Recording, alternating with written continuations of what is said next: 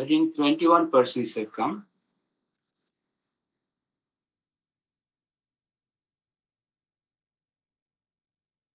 So we wait for a couple of minutes more till we reach 30.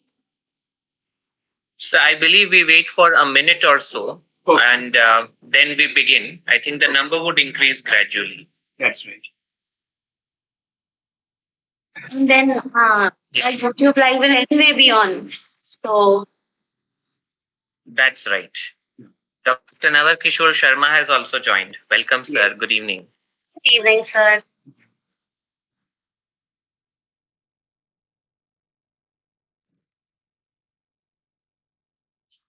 Yeah, I guess more people are coming in.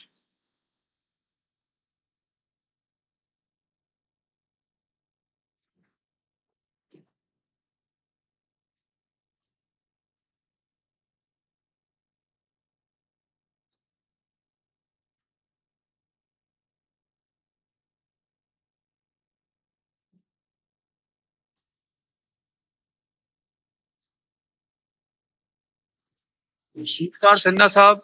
Hello, Parth. Hello, Ruthvi. No, namaskar. How are you, sir? Fine, how are you? I'm absolutely fine. Namaskar, sir. Good evening. Good evening. Good evening. I'm absolutely okay.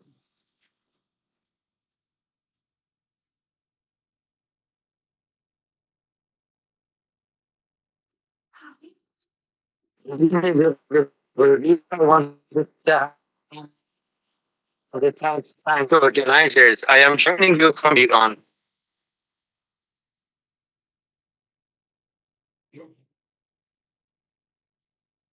I'm sorry, who was that? That is me, Akbar Mulai. I used to be an instructor in Symbiosis in Pune, and I was invited by Atul Patil sir, and I am joining you from Iran. I see, good. Oh, that's great Very to hear, sir. Good evening. Eh, Namaskar. Good evening. Thank you so much. Welcome you to the session, sir. Welcome you to the session. Good evening to all of you. This is Ketan Vyas. Good afternoon. Yeah. Good evening, evening. Ketan, sir. Good afternoon. It's fine to be with you. Good afternoon to you.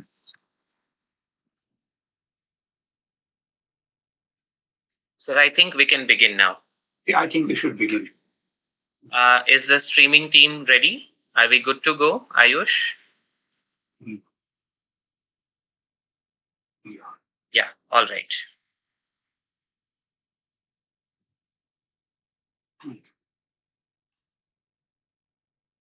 Good afternoon, everyone. Respected Professor Maria Hrickova, Professor Prashant Sinha, other esteemed faculty members who have joined us from various parts of India and outside India. I, Parth Joshi, a member of the Literary Club, welcome you all to session number 51 of the Literary Club, organized in association with ELTAI Pune chapter, the Alumni Association of the Department of English and Comparative Literary Studies, Saurashtra University, Rajkot, and the School of Humanities, MIT Art, Design and Technology University, Pune. Having done with our Golden Jubilee session celebrations, we are now back afresh in the new academic year 2025-26 with our interesting discussions on literature and allied areas. W.H. Auden famously stated, and I quote, "No poem which when mastered is not better heard than read is good poetry," unquote. Poets compose their works with the ear in mind. Poetry has been the oldest genre and therefore attests a long oral traditions. Poems were created to be heard, but unfortunately in schools today, we are often asked to read poems in silence, a task that deprives us of one crucial aspect of poetry. This lecture, as Professor Hrickova wrote in her abstract to us, would explore the practice of reading aloud, emphasizing on the distinctive qualities of poetry and how it significantly differs from silent reading, not only in its mode of delivery, but also in its social, emotional, and cognitive aspects. Professor Maria Hrickova teaches at the Department of English and American Studies, Constantine, the Philosopher University in Nitra, Slovakia. Her research focuses primarily on literature with particular emphasis on poetry, interpersonal communication, and English language teaching. She is the author of Empowering Encounters on Writers, Places, and Books, published in the year 2022, which explores the connections between literature, poetry, art, and everyday life. Professor Hrickova's other interests include areas such as intercultural and interspiritual dialogue, integration of contemplative practices in education, and service learning. Maria ma'am, it's indeed great pleasure to have you in this session. Thank you so much for consenting to be there with us. We are glad to have as chairperson today none other than Professor Prashant Sinha. All of us probably know him. There's no need to introduce him. Professor Sinha was the former head, Department of English, Pune University. He has a teaching experience of over 50 years, and he is the curator of this literary club, and he's a mentor to all of us here at the literary club. Sir, we welcome you as the chairperson of the session. Thank you. And it's great to have you, sir. It's now my pleasure to hand over the session to Professor Hrickova. Thank you so much. Thank you so much for this lovely introduction. Let me try share my screen.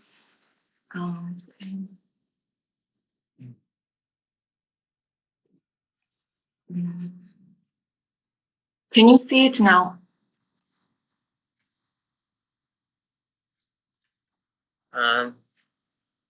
Not yet. Not yet?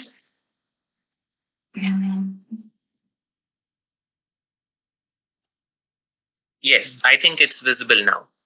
Yes, all right. And if I, okay, let me see. I'll get back to the presentation.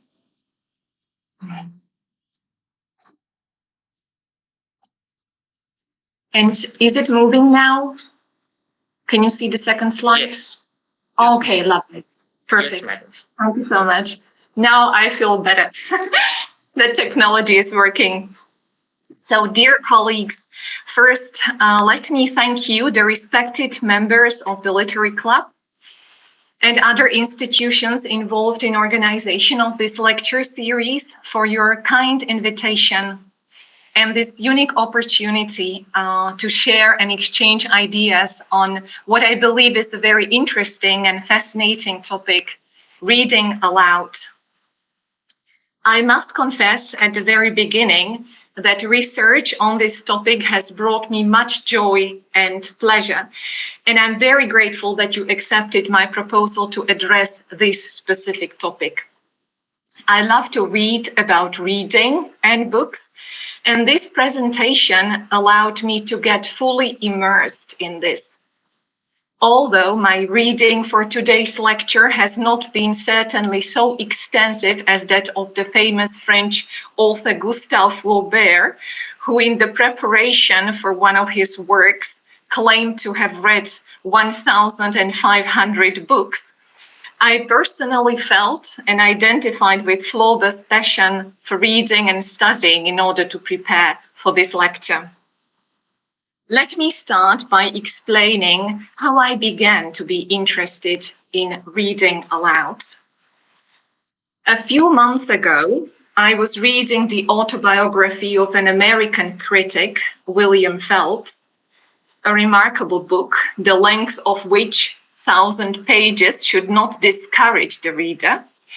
In the book, Phelps mentions how he, in his youth, after he moved in 1876 with his parents to Hartford, Connecticut, got to know Mark Twain, whose picture you can see on the slide. Phelps vividly describes how he heard Twain read from his masterpieces Tom Sawyer and Huckleberry Finn. For Phelps, Twain was the greatest master of the art of public reading living, wrote his. And in his autobiography, he quotes a remarkable passage from the letter which Twain wrote himself and which addresses his skill of reading aloud. And that passage is quoted on the slide. They say that my reading imparts clear comprehension, and that is a good deal of a compliment, you know. But they say the poetry never gets obscure till I begin to explain it, which is only frank, and that is the softest you can say about it. So I've stopped being expounder and thrown my heft on the reading. Yes, and with vast results, nearly unbelievable results. I don't wish to flatter anybody, yet I will say this much. Put me in the right condition and give me room according to my strength, and I can read Browning so Browning himself can understand it. It sounds like stretching, but it's the cold truth. Moral, don't explain your author, read him right, and he explains himself. Right aloud reading here implies nothing less and nothing more than right understanding. This is something quite exceptional because it suggests that just by the tone and vocal expression of the teller, the meaning is directly transmitted, and any explanatory commentary or critical insights into the text are not needed. Even if we admit that Mark Twain might have been joking, as he often did, and exaggerating about his skills to read aloud the notoriously difficult poetry of Robert Browning so that everyone would understand, the premise of connecting reading aloud and understanding has been confirmed by other readers. Both examples, which I'm going to introduce right now, come from the context of someone who heard the author reading aloud their work. An Indian author, Veena Venugopal, wrote, I like to attend readings because I believe that the book, when read by its author, would be a story told in exactly the way it was constructed. The lines meted perfectly to the author's sense of rhythm, the pauses when she or he looked up from the page. Similarly, a contemporary English writer, Heather Race, in her book And Everywhere, a Little Book About Reading, writes, and I quote, hearing work read in the voice of the author, the initiating voice of the text, can give access to a rhythm and tone we might have missed. I came to this conclusion a long time ago when lucky enough to attend a seminar given by great cultural historian, the late Raymond Williams. I'd long been an admirer of his work, the range and depth of his thought, but found his prose style difficult to the point of frequent abandonments. But hearing his voice as it expressed the rhythms of his thought, speaking quite slowly, reflectively, deliberately, the subtle, judicious emphasis making all things plain, I could suddenly read his work without effort, as long as I managed to hear it in his voice. So my interest in reading aloud thus started with this interesting idea about the potential of reading aloud being the act which allows us to directly understand the text and its meaning. I've realized that it might be interesting to explore and learn more about this way of reading and about the impact it may have on our life. In the rest of my talk, I will mention several examples of situations of reading aloud found primarily in nonfiction. And in the end of my talk, I do hope that we will have some space also for you to share your experience with reading aloud. In the following part of my presentation, I'm going to explore the context in which we read aloud or in which we listen to someone reading aloud. Megan Cox-Gurdon, the author of the book The Enchanted Hour, The Miraculous Power of Reading Aloud in the Age of Distraction, wrote, I quote, "A miraculous alchemy takes place when one person reads to another, one that converts the ordinary stuff of life, a book, a voice, a place to sit, and a bit of time, into astonishing fuel for the heart, the mind, and the imagination." So let's explore together this miraculous alchemy. In my talk, reading aloud is distinguished from recitation, which may sound obvious. In recitation, when someone knows the text by heart, for the act of reading aloud, holding a book in any form is necessary. Although we know that reading aloud may happen in different circumstances, and we should definitely be aware of all the various possibilities that the internet, for example, offers also today, and the audiobooks too. The examples which will follow will illustrate rather traditional personal interactions with a live reader and reading aloud in person. There are three major forms, depending on the number of persons involved, that reading aloud may take. Reading aloud to someone, in which reading aloud can be a special form of conversation, as we will see, and this is the most common practice of reading aloud today. As a solitary activity, in which one simply reads aloud fiction or poetry for pleasure for oneself, or reading aloud in a group. This may be in a school or academic environment, but also in a book club or at public reading. Reading aloud to someone is the most common form of reading aloud. The first association many of us would have with our early experience with books will likely be the memories of being read aloud by our parents or caretakers in childhood. As Alan Jacobs says, our first experiences with books or texts in general are mediated by the voices of others. Someone reads a story to us, often while sitting beside us, which is a significant point, according to him. Jacob's words suggest what I believe is a very important aspect of reading aloud: a shared intimacy, physical proximity, and closeness. In childhood especially, the book which is being read may become a very meaningful bond between an adult and a child. Reading aloud to your child from birth on is one of the greatest gifts a parent can give, wrote Kim Jocelyn Dixon in her book, The Invisible Toolbox: The Power of Reading to Your Child from Birth to Adolescence. Much research, I'm sure that you all know, has been done on its importance for the intellectual development of a child, for its emotional and psychological well-being and growth. As Megan Cox-Gurdon writes, social scientists now consider read aloud time one of the most important indicators of a child's prospects in life.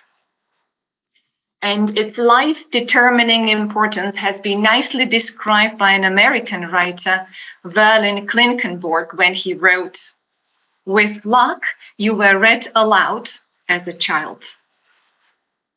So while reading aloud can be considered as quite an ordinary activity, Megan Cox-Gurdon describes it as even countercultural, by which she means that reading aloud in this hectic time of today is not just a pleasant way to enjoy a story. It is actually a powerful counterweight to the pull of cultural and industrial forces that with stunning rapidity are reshaping infancy and childhood. And I think that we're all fully aware of the great challenges that all parents and children face today, with all the possible distractions that are around us and not that much time being left for intimate moments like being with a child and with a book. Reading aloud in childhood has usually two purposes. The first is to teach how to read. The second is reading for pleasure.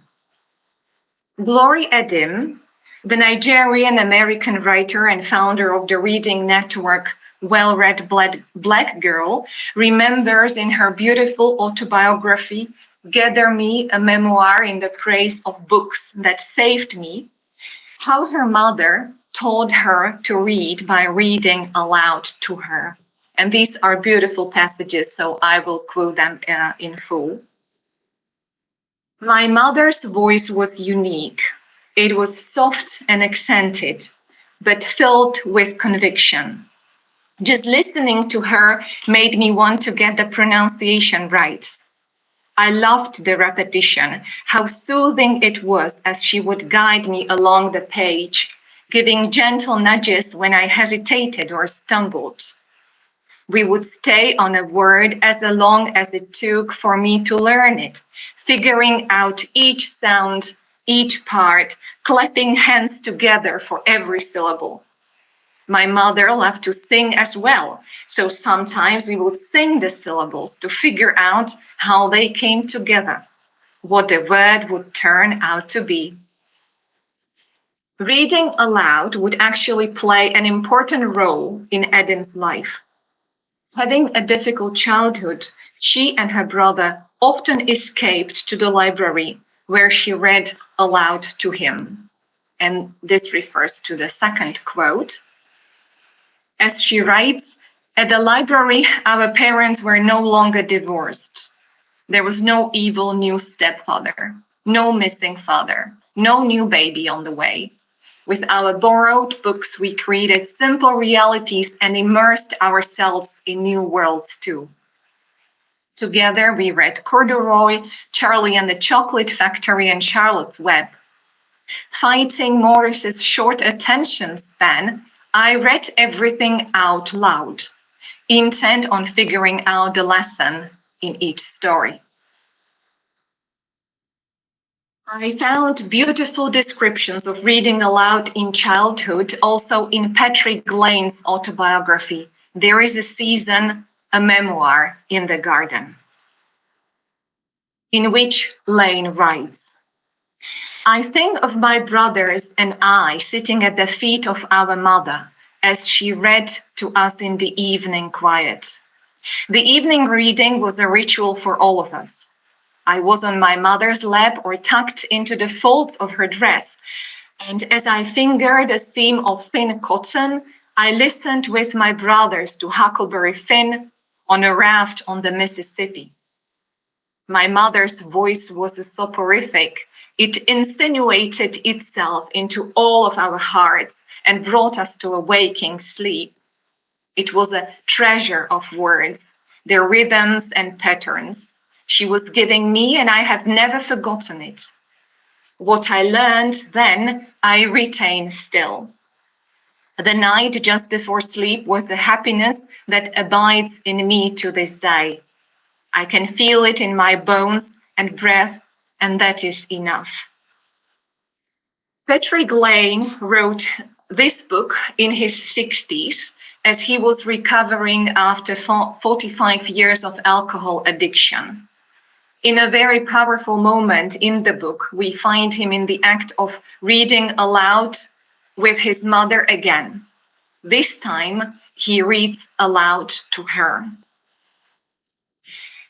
In his words, when my mother lay on what would be her deathbed, I read to her from The Old Curiosity Shop by Charles Dickens. She was asleep in a morphine dream. I was awake in the bottom of the bottle of vodka. I was reading quietly in the hope that she might hear the words from a book she had dearly loved. Halfway through a paragraph, she suddenly sat up in her bed, Tubes dangling reached out and gripped my wrist. She couldn't have weighed 90 pounds, but her grip was hard, the bones in her hand rigid. She held my wrist and stared into my eyes and said, "At every turn, there's always something lovely." She let me go and fell back on the bed. They were her last words to me. 3 days later, she died. She never in all her life said she loved me. I wish now that she had, wrote Patrick Lane a few pages before the quoted passage. Yet reading aloud here created a sense of intimacy that was deeper than words alone could convey. And in that quiet act of sharing a story, Lane and his mother could bridge a lifetime of unspoken emotions, finding connection even as time slipped away. According to Megan Cox-Gurdon, I quote her, "When we read to other people, we show them that they matter to us, that we want to expend time and attention and energy to bring them something good." The end of quote. One of the most beautiful relationships shaped through a shared love of reading and reading aloud is the one between two great lovers of books. Alberto Manguel, the Argentine-Canadian anthologist, translator, essayist, novelist, and former director of the National Library of Argentina, and Jorge Luis Borges, the renowned Argentine short story writer, poet, essayist, and also librarian. Many readers may know Manguel as the author of celebrated works on reading, such as A History of Reading and A Library at Night, and they may know Borges through his stories, such as The Library of Babel, in which a universe is an infinite library containing every possible book. In his memoir called With Borges, Manguel recalls the profound and formative experience of reading aloud to Borges. I quote, "For several years, from 1964 to 1968, I was fortunate enough to be among the many who read to Jorge Luis Borges. At the age of 16, Manguel found himself regularly reading to Borges, who by then was almost completely blind. As Manguel recounts, Borges would ask almost anyone, students, journalists who came to interview him, other writers. These reading sessions were not passive experiences. Borges would often interrupt, reflect, and comment on what was being read, turning the act of reading aloud into a shared intellectual exchange. Manguel notes in his book Into the Looking Glass Wood that these interruptions were part of Borges's method of deep engagement with the text. The last time Manguel read to Borges was in 1968. That evening, Borges selected Henry James's story, The Jolly Corner, a fitting choice for a man whose literary imagination often wandered through haunted and introspective landscapes. Reading aloud is often imagined as something shared between people, parents and children, teachers and students, or friends. But sometimes the audience is less conventional. And in the book, Into the Looking Glass by Alberto Manguel, I found a moment of reading described, which was a reading not to a person, but to a cat. And I will quote that passage. "A thin, irresolute drizzle. The cat sits on the step at the entrance of my writing room and watches the flooded garden. I read to it out loud this passage in the pillow book. When you have gone away and faced the sun that shines so crimson in the east, be mindful of the friends you left behind, who in this city gaze upon the endless rain. There is something deeply calming about this message, the private communion between human, animal, and literature, where the act of reading becomes a quiet offering of presence and care. While reading to a cat might seem whimsical, as it indeed is, reading to animals, particularly dogs, has developed into a scientifically supported educational practice. In 1999, in Salt Lake City, Utah, a program called READ, Reading Education Assistance Dogs, was founded. As described by the author Deborah Adelaide, the premise is beautifully simple. By reading to dogs, children, especially those who struggle with reading or have learning difficulties, can improve their literacy skills in a non-threatening and supportive environment. Unlike adults, dogs do not interrupt, correct,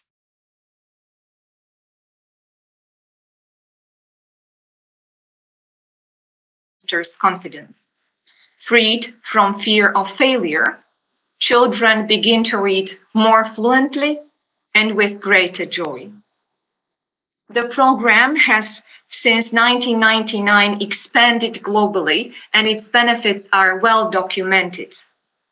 Scientifically, children who read to dogs show improvements in fluency, comprehension, and emotional development after just 10 weeks. And the model is straightforward. Trained dogs are brought into schools or libraries alongside their handlers, and children spend about 20 minutes reading aloud to their chosen companion.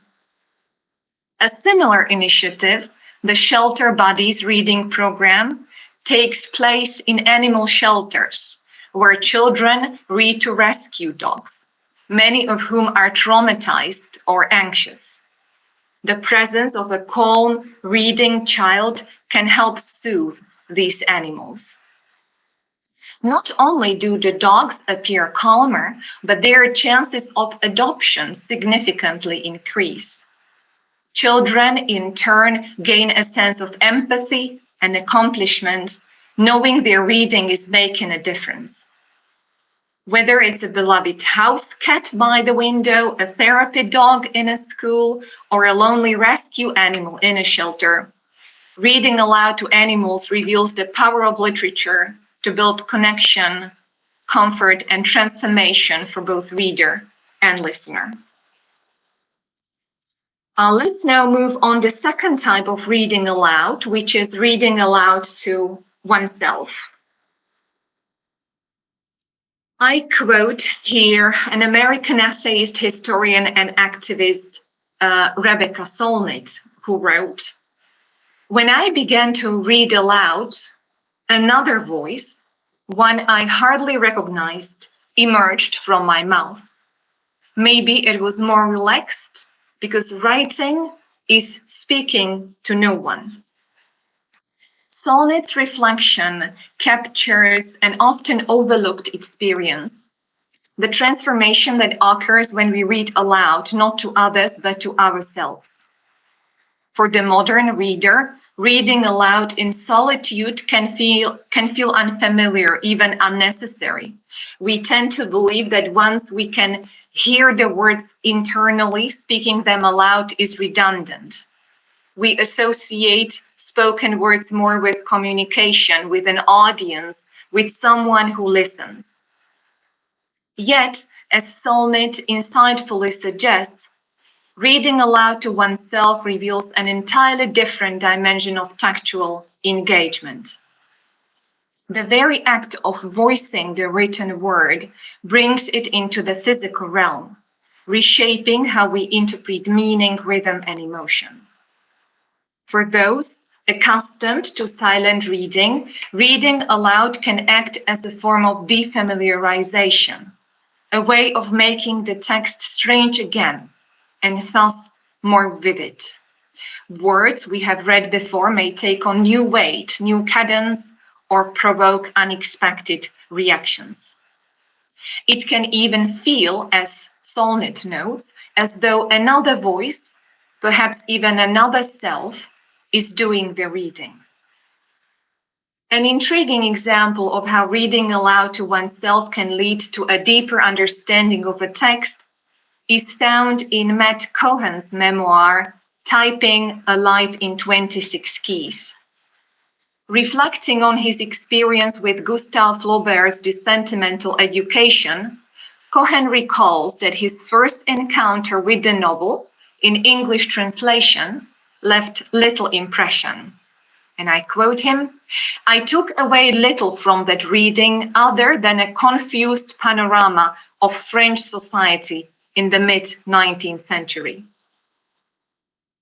He wrote, however, during his first winter living in the south of France, he decided to revisit the novel in its original French.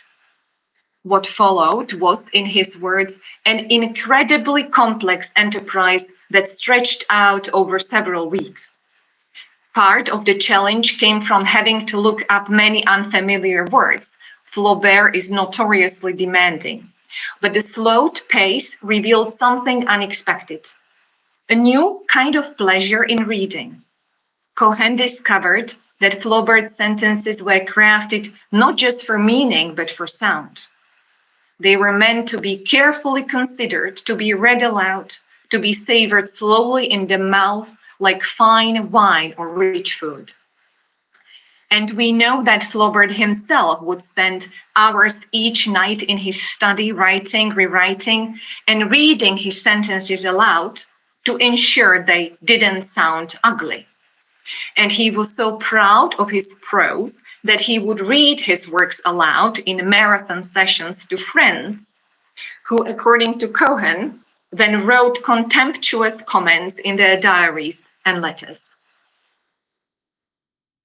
A powerful experience of solitary reading aloud is described by Glory Edim in her memoir, Gather Me, that I already mentioned. Reflecting on her connection to Zora Neale Hurston's 1937 classic, Their Eyes Were Watching God, Edim recounts how the novel became a touchstone for her personal and literary growth. She not only reread the book, but also read it aloud to herself in an effort to fully absorb its beauty and rhythm. As she writes, "Years later, I would read the book out loud in its entirety while standing in my dorm room, still desperate to understand the book's magnificence and capture Janie Crawford's gentle southern drawl. This moment shows how reading aloud, even when alone, can become a deeply immersive and transformative act, allowing the reader to connect more intimately with their own voice and emotional depth of the text." Reading aloud to oneself is a widely recommended practice for both writers of creative texts and students engaged in the study of literature. For writers, reading aloud can be an essential tool in the revision process, as Verlin Klinkenborg advises in his book, Several Short Sentences About Writing. I quote, "Try reading your work aloud. The ear is much smarter than the eye, if only because it's slower and because the eye can't see rhythm or hear unwanted repetition."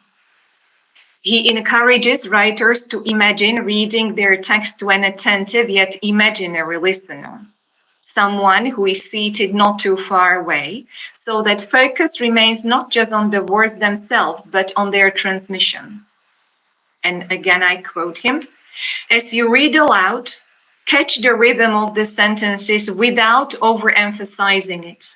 Read so the listener can hear the shape of the syntax. You be the listener, not another person.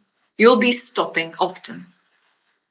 This practice extends beyond the writer's own work. Klinkenborg also urges readers to, I quote, "Try reading aloud some of everything you read, no matter what it is. A couple of paragraphs from the newspaper, or a textbook, or a novel, or a poem. Especially a poem. This is how you begin to understand rhythm and its absence." Canadian poet David Sanger similarly emphasizes the importance of vocal engagement with language. I quote, "Some have said that poetry is a question of silences," he writes, "but I distrust any poet who does not move his or her lips or sound the strings of voice when making a poem. If poetry is silence, then it can only be a silence which falls within the interstices of sounding words, just as the light of a painting is the completed increment of separate brushstrokes." Literature students too benefit from this approach. In The Pleasures of Reading in an Age of Distraction, Alan Jacobs recommends that his students read each poem slowly, carefully, aloud if possible, and at least 5 times. This method, he suggests, allows for a fuller appreciation of the layered meaning of poetic language. And we're left with reading aloud in a group. Reading aloud in a group used to be a common practice in the past when it often took place at home.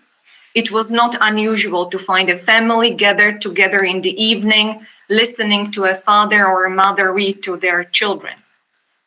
Today, group reading aloud is mostly confined to school settings.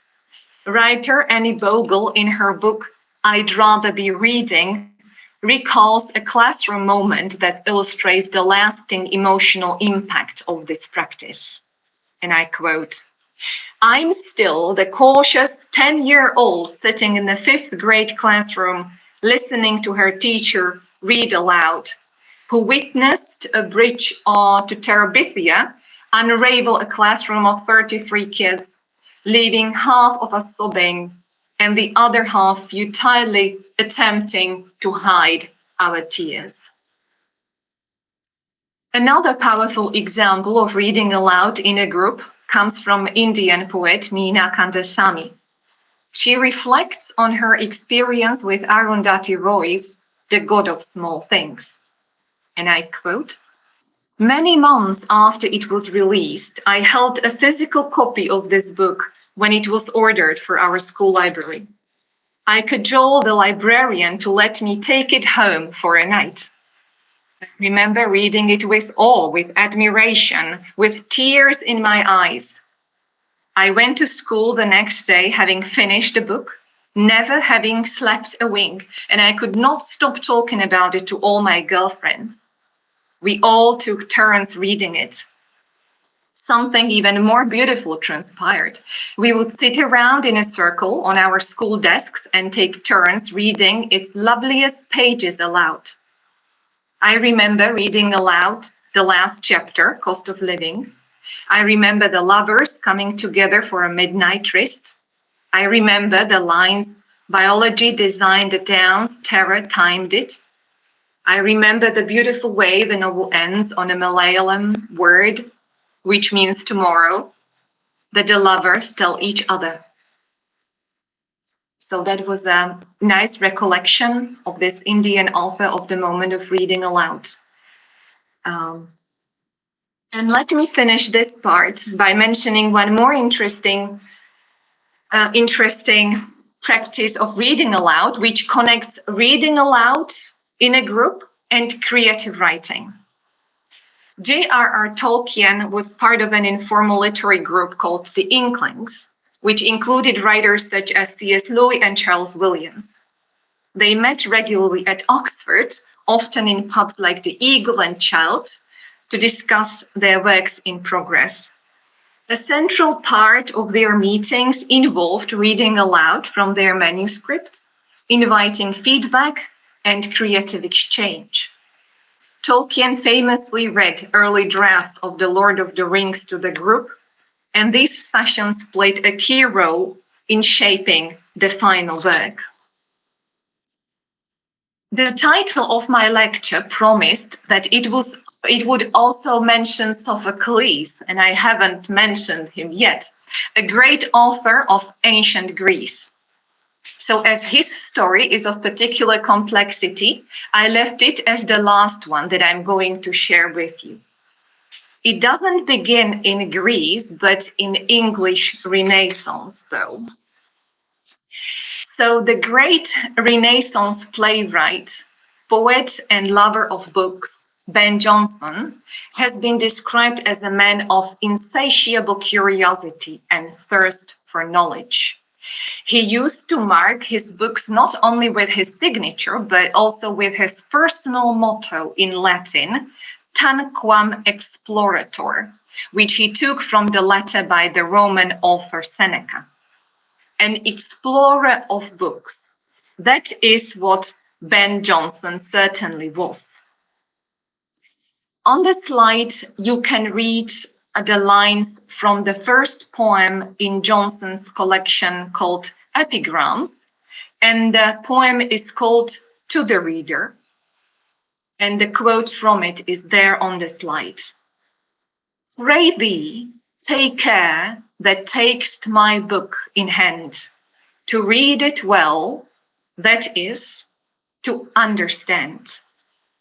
So in this beautiful quote, the poet again connects the act of reading well with understanding. Reading well means that we may understand or can understand. We know that Renaissance culture was deeply oral. As Robert Evans wrote, reading in Jonson's culture seems very often to have been literally a performance, a social event involving an audience and often competitive self-display, the end of quote. Now, as a matter of fact, Jonson's quote does not mention reading aloud, but we may assume with high likelihood that what he, as an actor, playwright, and poet, for whom speaking voice was of great importance, meant by reading was reading aloud.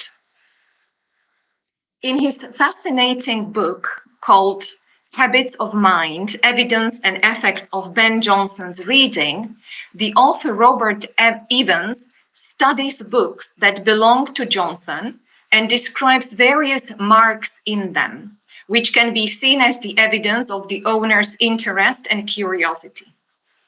One book from Ben Jonson's library is particularly interesting in our context of reading aloud. And that is the book by Apuleius, the 2nd century Platonist philosopher and rhetorician, who was accused of using magic and who wrote his book, the Apologia, to recover his reputation. It was in this particular book that Ben Jonson was captured by the scene, which is actually a digression in Apuleius's narrative. The story takes us to the ancient Greece, to the age of Sophocles, when the great author of Greek drama was accused of madness by his son. As his defense, Sophocles took his own work and read from it to convince the jury of his sanity. And I quote from the Apologia now. The poet Sophocles, the rival and survivor of Euripides, for he lived to extreme old age, on being accused by his own son of insanity on the ground that the advance of age had destroyed his wits, is said to have produced that matchless tragedy, his Oedipus Coloneus, on which he happened to be engaged at the time, and to have read it aloud to the jury without adding another word in his defense, except that he bade them without hesitation to condemn him as insane if an old man's poetry displeased them. At that point, so I have read, the jury rose to their feet as one man to show their admiration of so great a poet, and praised him marvelously, both for the shrewdness of his argument and for the eloquence of his tragic verse. And indeed, They were not far off unanimously condemning the accuser as the madman instead. This anecdote, presented almost as an afterthought, seems to have caught Johnson's attention.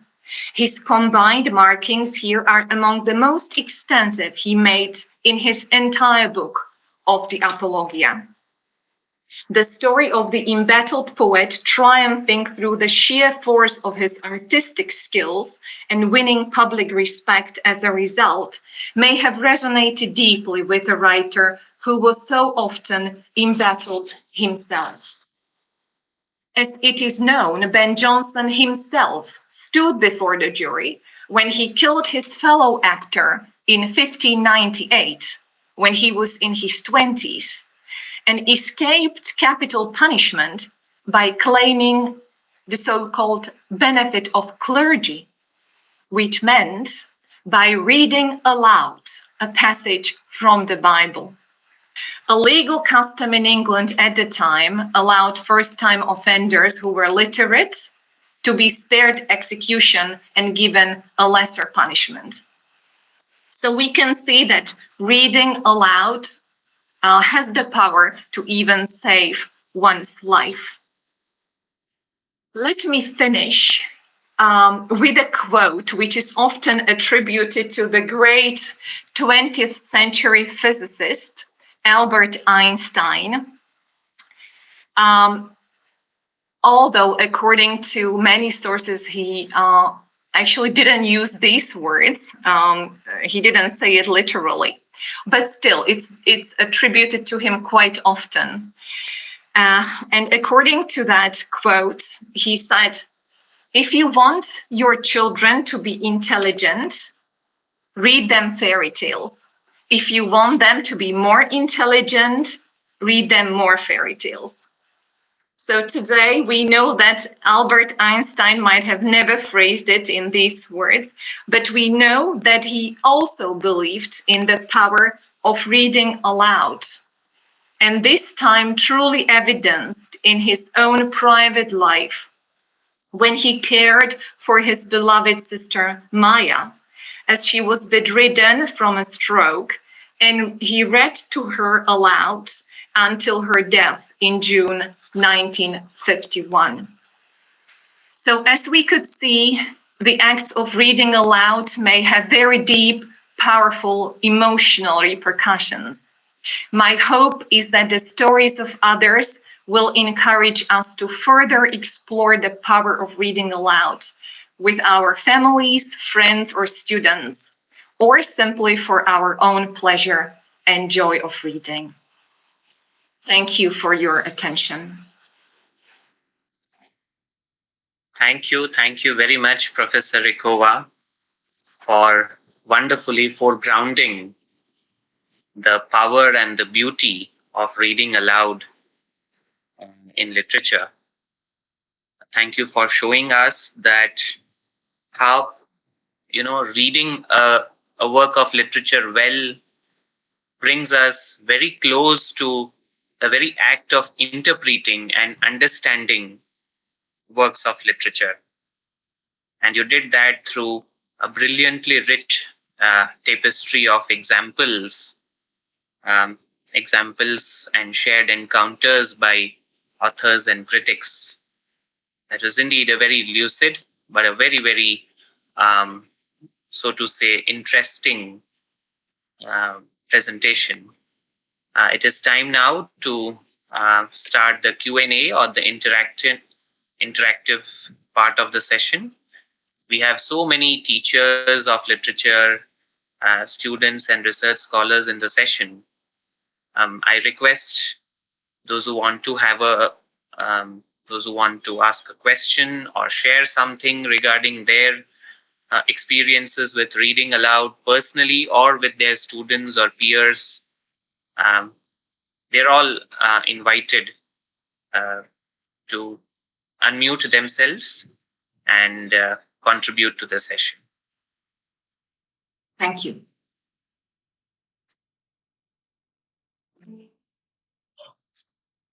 Okay, we have a question from Monali Chatterjee. Yes, Dr. Chatterjee, you may unmute yourself. Thank you for the brilliant presentation. Sorry, I cannot turn on my camera because of network issues. My question is regarding the art of reading. So, when we read, it is also a form of a narration, and each one has a different style of reading. How much does this impact the effect of a narration on the listeners?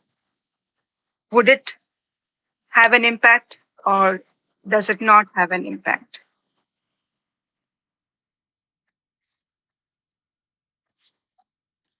I mean, the most natural answer would probably be that it may have a significant impact. We are all different. We read things differently.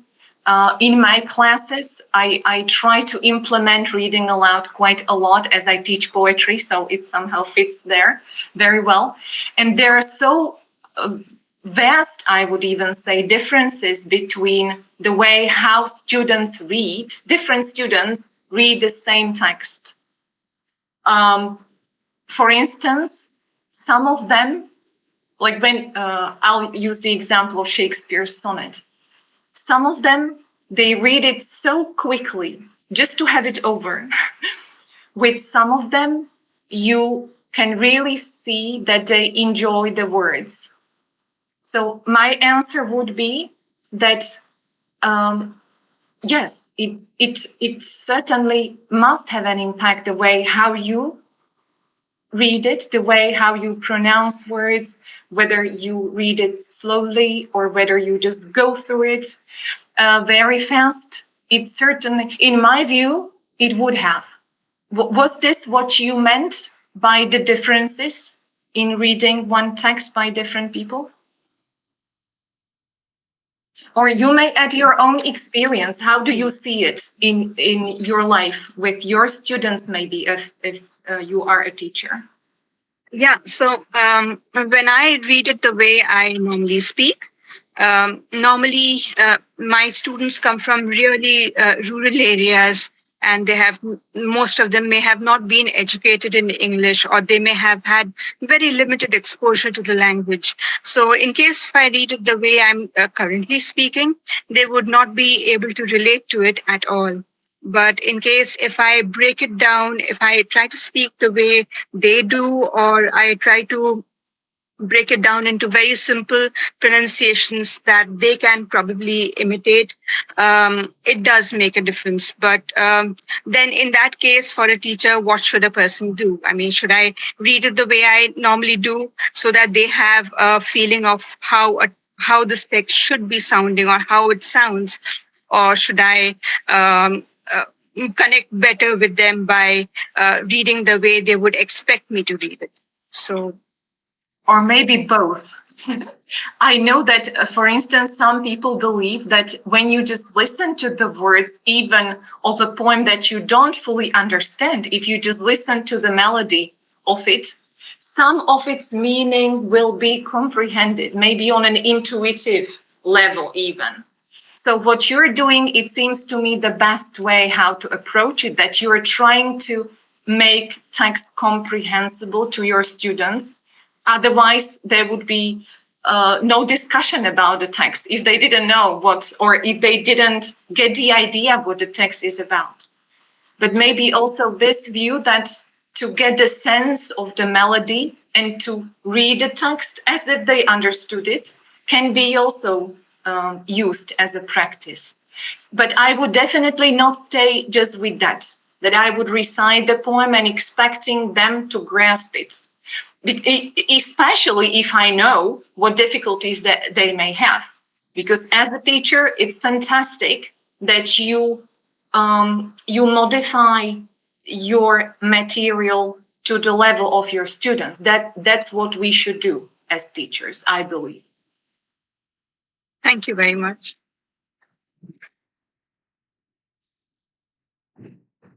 I think, if one goes back to I.A. Richards's practical criticism, And we should recall I.A. Richards because he was one of the earliest teachers of English to teach at properly speaking an English department. In his practical criticism, there's a chapter where he mentions that his students, and let us remember that his students were basically soldiers of war, so not very well versed with language, as Dr. Chatterjee just mentioned. He used to make them read one protocol. Protocol is the term used for the sheets that he circulated. Each student was made to read one protocol at least 10 to 12 times in different tones, in different ways. And that is how the responses were elicited, and there was an increase in the number and the variety of responses, as what Richards mentions in the book. All right. Any other observation? Anyone else? Mine is an observation. Thank you so much. Hello, ma'am. Good evening. Yes. Good evening. Thank you so much for a charming talk. I love to listen to you.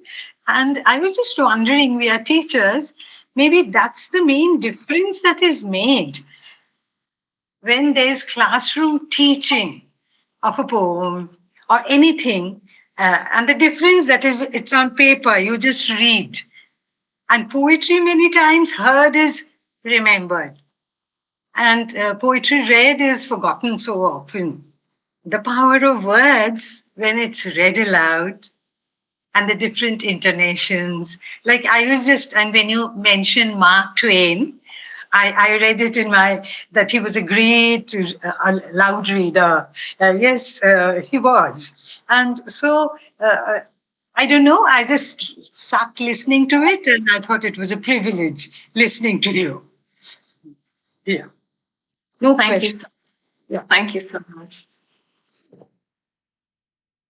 Yeah, and it's certainly true. I mean, if I may add to that, I haven't said much about my experience of reading aloud as a person, as for instance, reading aloud to myself. You may. Why not?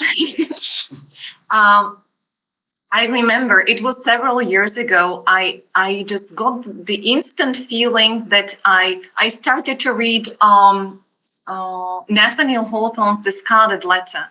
And I just got the feeling that this can be the book to be worthy of reading aloud as a whole book.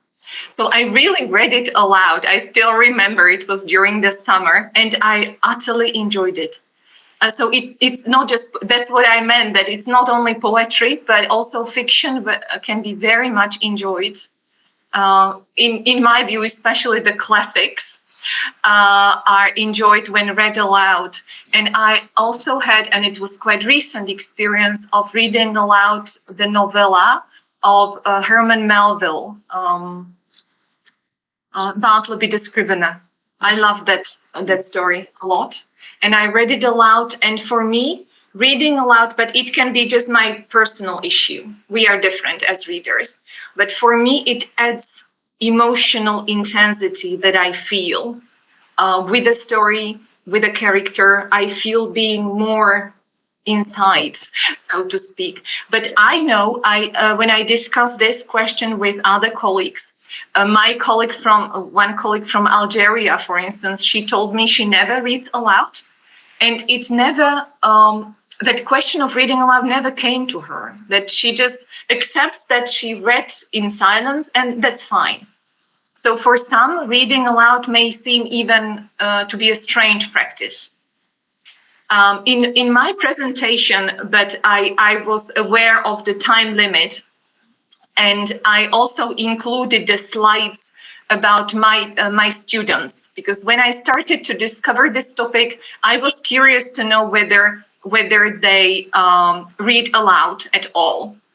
And the results were quite positive. I was surprised that there are still young people who read aloud in their free time, just for the pleasure of reading. So for me, that was a positive thing.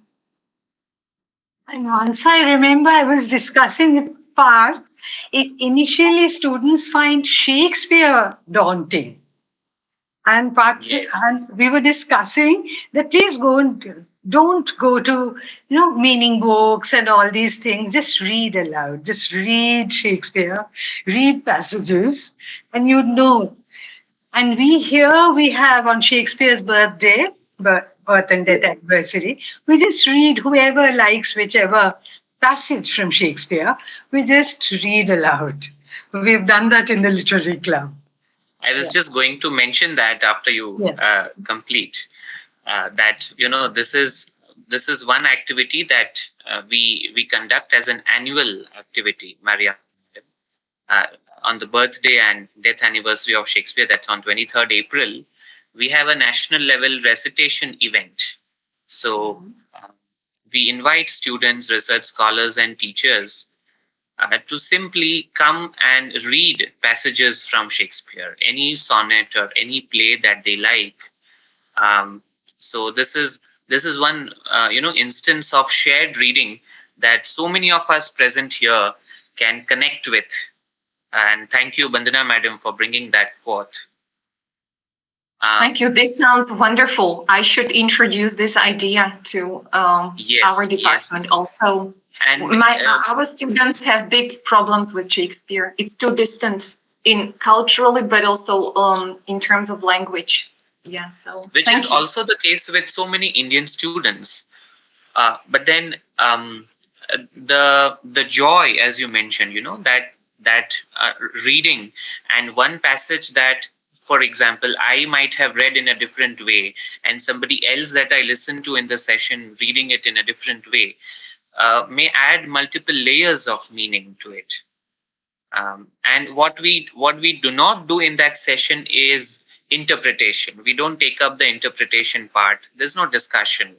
There's just 5 minutes allotted to everyone, and the person comes and reads. That's it. Okay, we have Dr. Shrija. Dr. Shrija has raised her hand. Yes.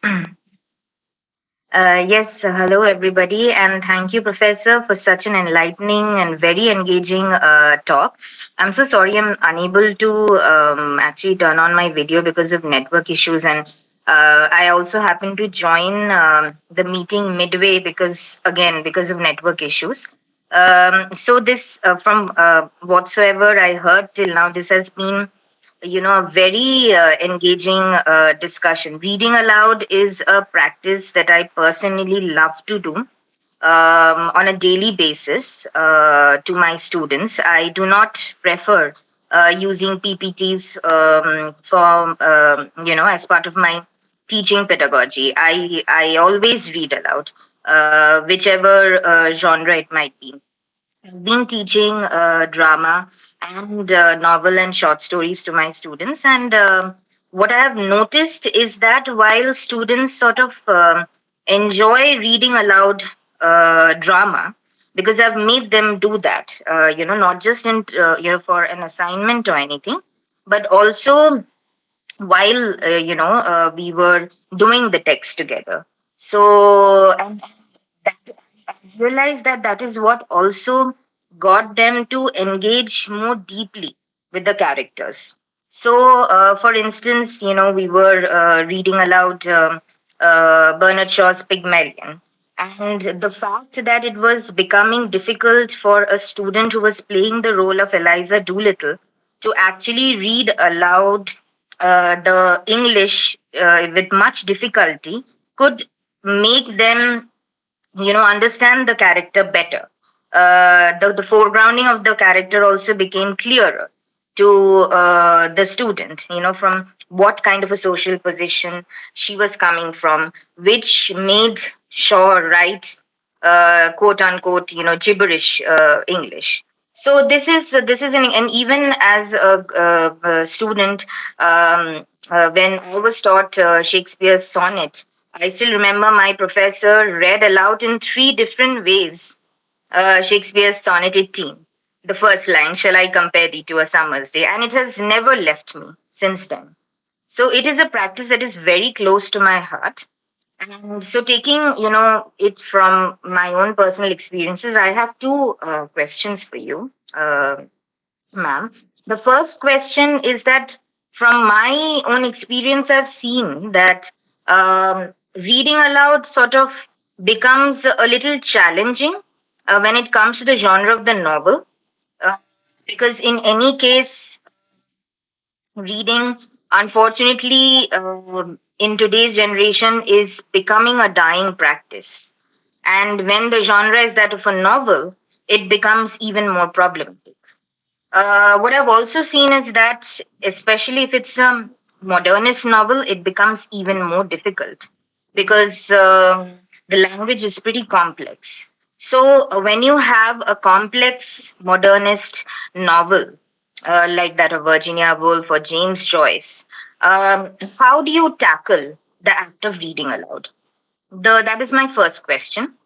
And the second question is more from this side of the board, because currently we live in the age of AI, and we are constantly talking about how we can make our teaching learning practices interesting, more activity based, and more innovative. So in this kind of an environment, how do you place the act of reading aloud itself?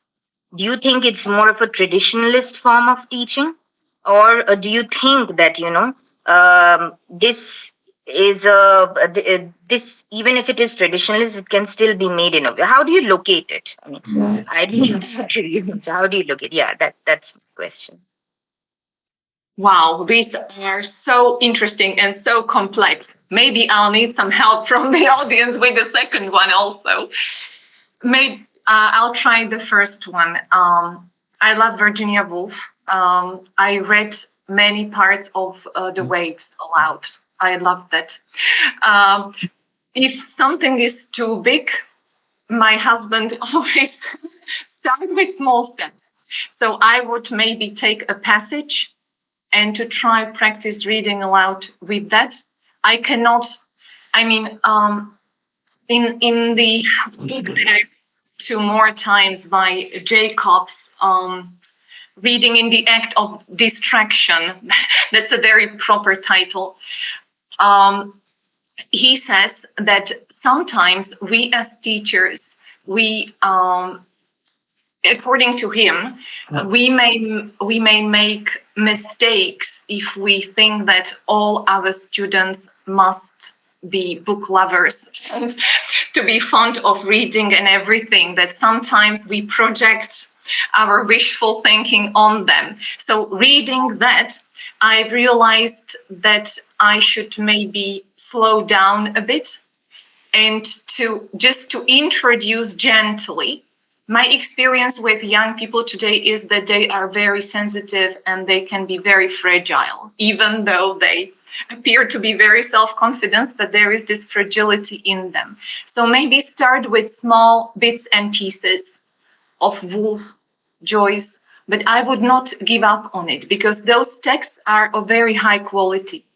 And especially my beloved Woolf, I know that she was again interested in reading aloud and read many of her texts aloud. She loved the sound of her long sentences, reminding us of the flow of thoughts.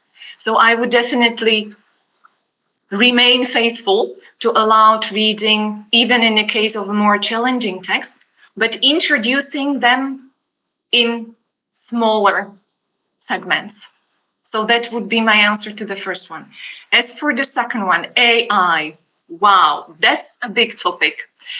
AI learns every day exponentially, as we all know. So what it knows to do today, it knows much more tomorrow. It always gets better. It's very difficult. We cannot take it as competition. We would get crazy. So it's good to try to live with it. And there are many different ways how we can already get friendly with it and experiment with it. Yesterday, I had a talk with a colleague of mine who told me that what he did, and this is partially related to the practice of reading aloud also, was that he read one book and he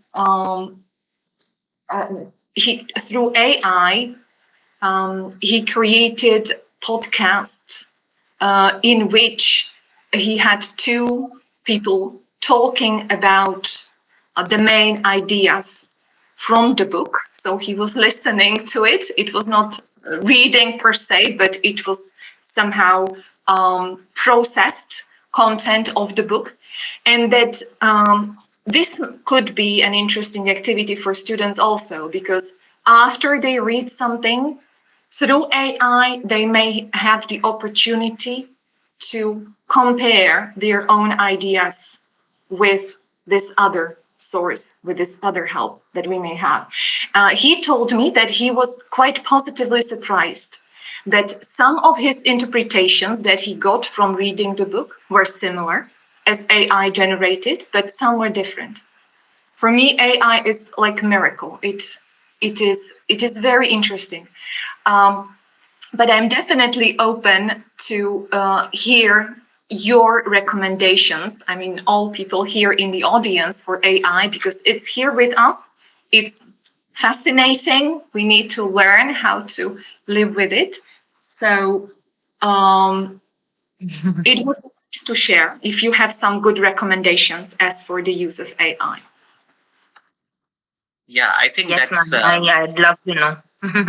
Thank you that's so right. much, ma'am, for your response. If we have somebody from the audience who would like to respond to this question or add something to what Madam said,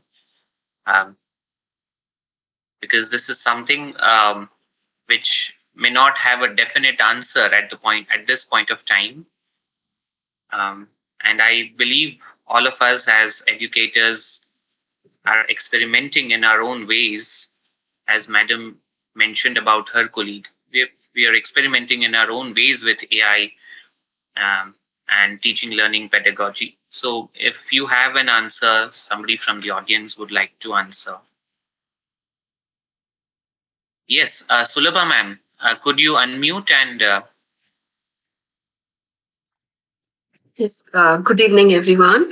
I would like to know, nowadays students listen to things instead of reading because they have that choice with AI. So, yes, what would you consider as the effect of the way AI might read?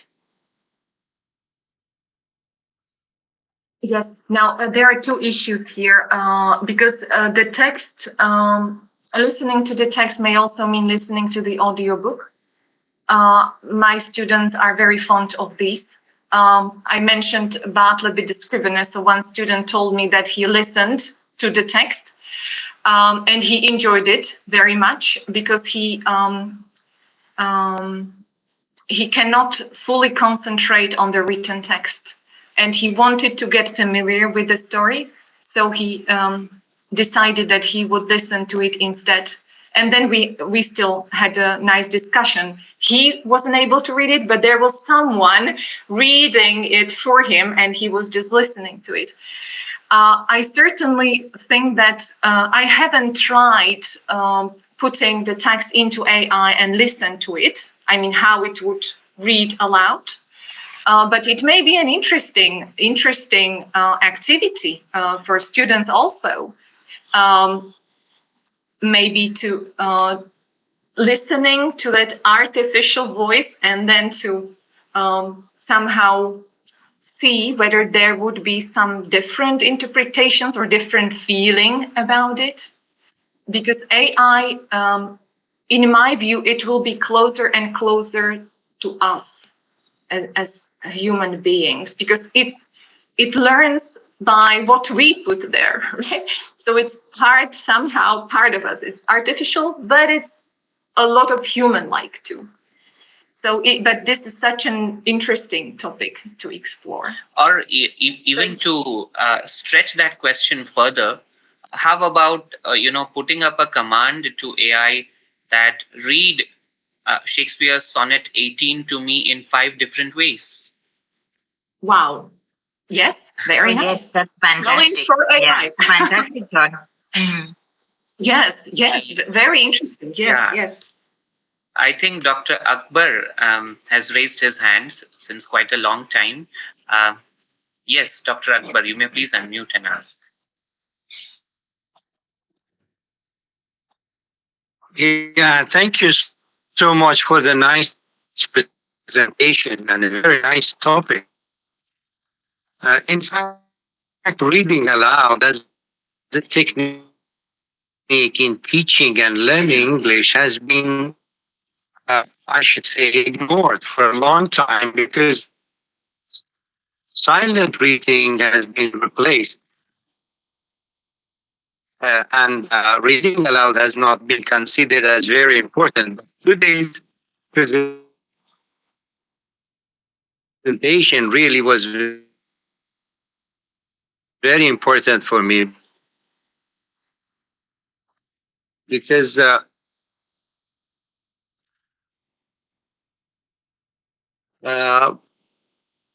a long time I've never So there are fluctuations in your voice. Reading aloud and giving practice to the students to read aloud and use it as a technique for learning and enjoying. Why? Because based on different approaches to language teaching, reading aloud is not no people. For example, just by the casters or by the in some very short, we see that people use read aloud. And one more thing, maybe that's because of the net. I'm really sorry.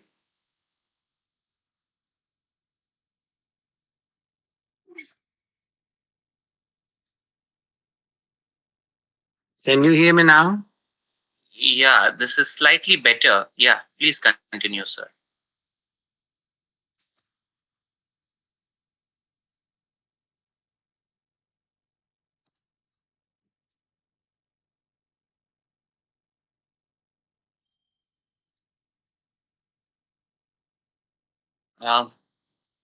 Can you hear us, sir?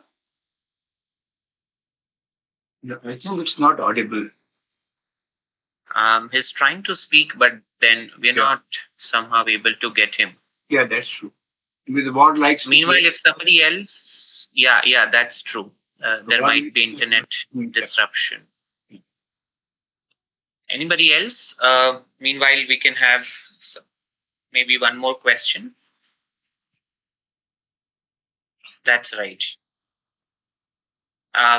So we are heading towards 6:30 p.m. here in India, and it is time to listen from the chairperson. But before that, quickly, if somebody else has anything to add.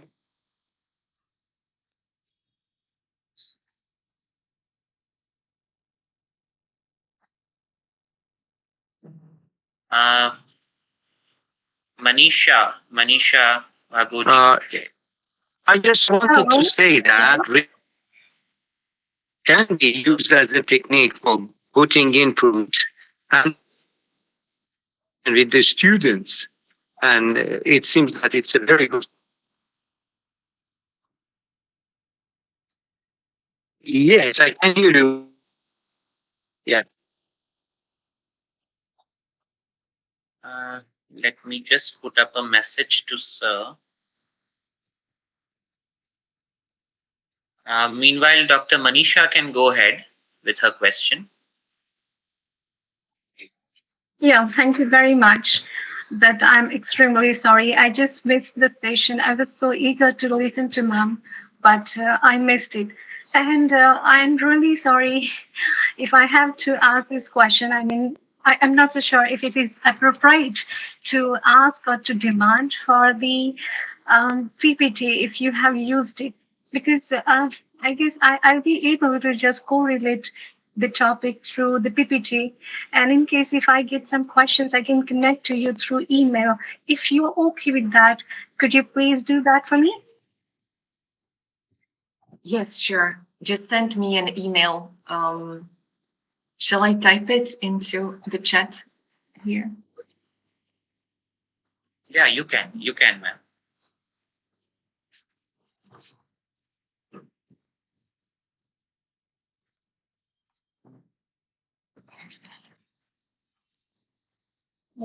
Manisha ma'am, we have also live streamed the session. You can also access the session on our YouTube channel for reference.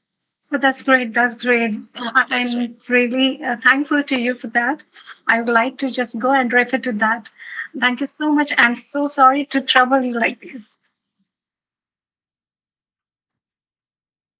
That's all right. And we are going to share the link of the YouTube recording with the resource person as well as the attendees and people like you who for some reason couldn't join.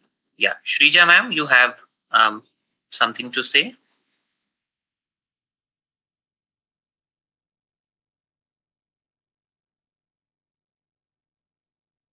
Okay, I think No, sir. That's all from my side. yeah, that was by mistake. Yeah. Time now to hear from our chairperson, Professor Prashant Sinha. Sinha sir, we request and invite you for the chairperson's remarks and your observation on the overall session. Professor Hrickova and other friends, am I audible? Yes, sir, you are audible. If you could just adjust the camera a bit to the center. Is that okay now? No, you need to lower it a bit, sir. Yeah. Okay. We're still, I mean, you are here at the corner of the window.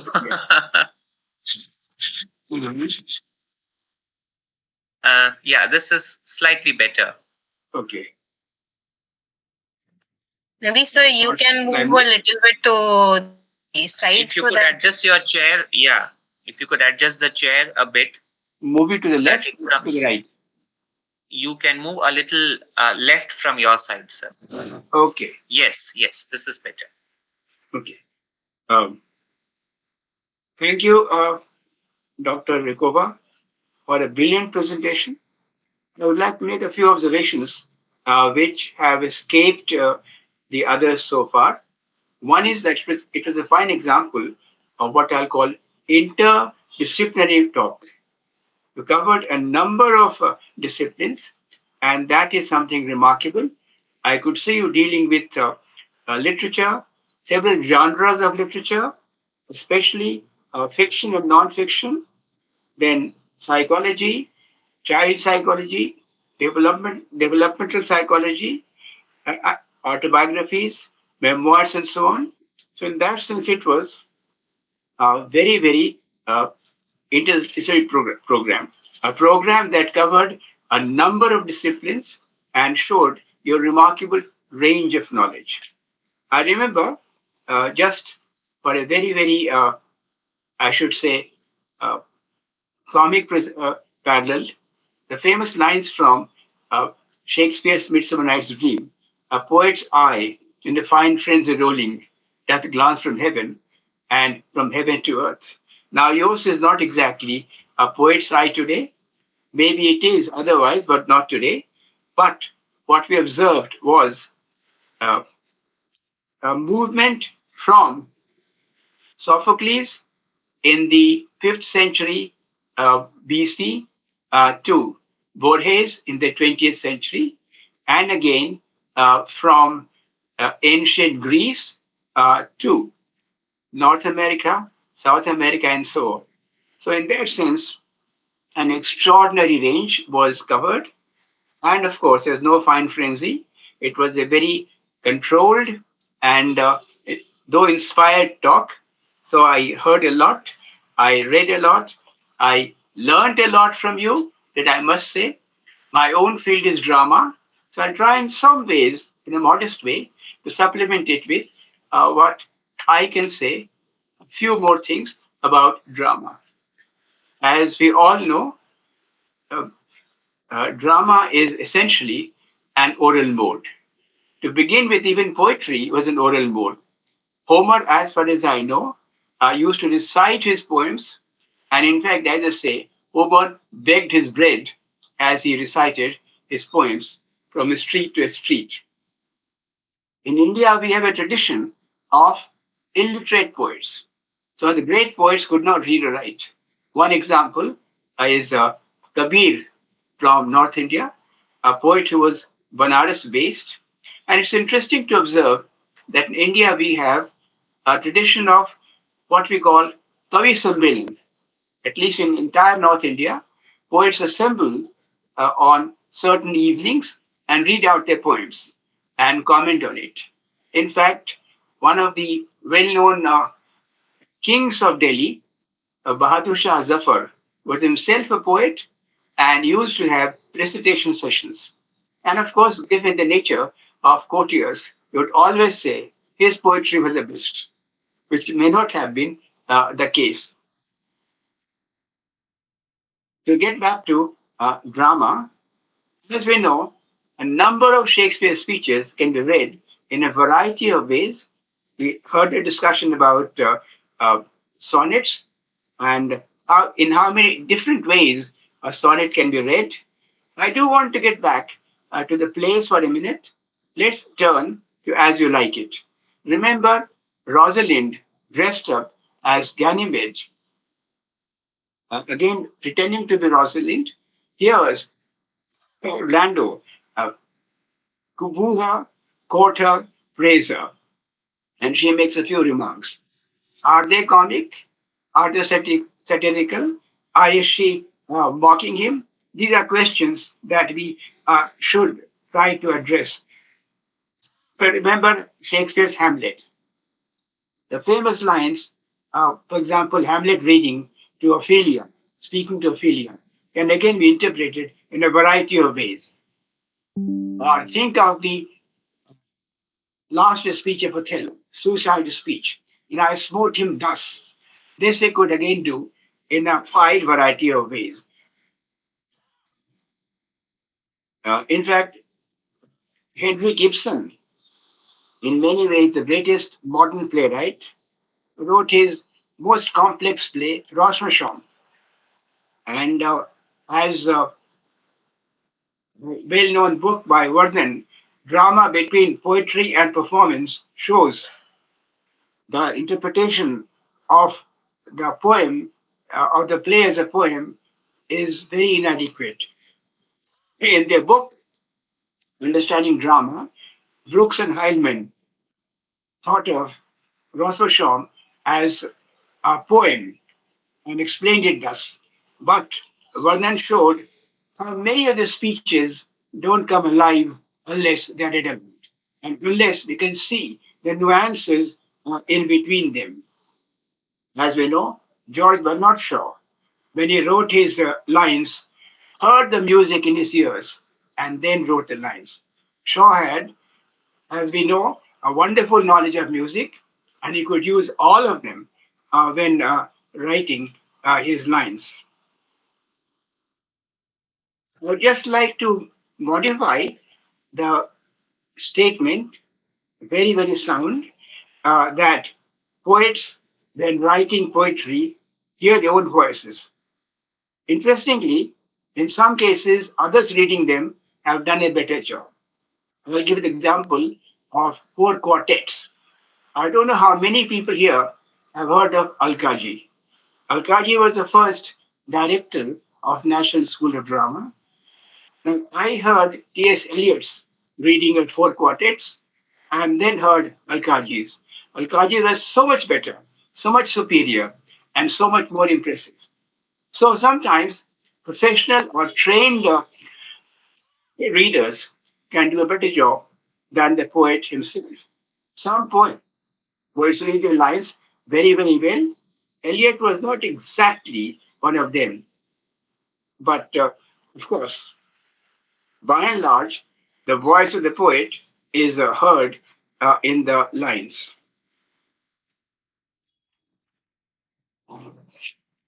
I'm glad that Professor Hrickova talked about different kinds of reading and even mentioned the cases in which reading a loud piece could save one's life, like Sophocles, Oedipus at Colonus, Ben Jonson reading from his work.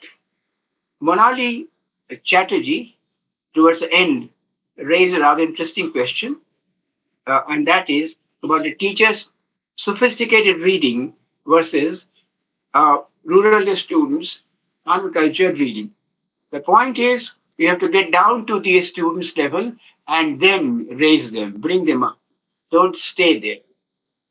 I'm not sure that I've quite uh, raised myself to the level of the discussion and the talk, but I have to bring them down to my own level. What was interesting was that the discussion at the end was lively and full of joy and full of vigor. So we had a wonderful session, very, very stimulating talk, followed by some very interesting and absorbing questions. Thank you very much. Thank you for inviting me to chair the session. Thank you very much, Professor Sinha. You quite rightly recalled National School of Drama, which has been, very famously having recitations and reading aloud. Vachikam, in fact, Vachikam, which hails from the Sanskrit tradition, and today it is in India. So popularly among the youngsters, it is a reading practice in performance. I think that was a point that we missed out during the discussion. Thank you for reminding us of that point. If Professor Hrickova would want to respond to any of the observations by the chair. I would just say that, Professor, thank you so much for your enlightening words. The comments that you made were really very, very relevant. And thank you for mentioning T.S. Eliot. What's that saying? That in order to have the rule, we need to have an exception to it, or something like that. So it's we are so diverse. It's nice to hear also that the author may not be the full master of his work. That's why we are so nicely interconnected.